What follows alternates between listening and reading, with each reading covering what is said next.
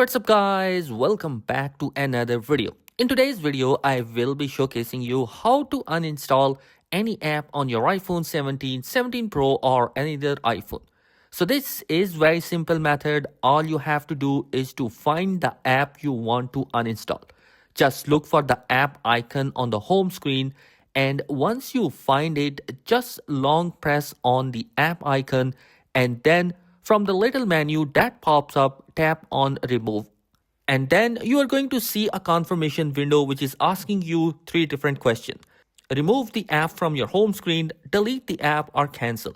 If you press on the remove from home screen, then the app is not going to be uninstalled. It's going to be staying there, but it's only going to be removing from the home screen.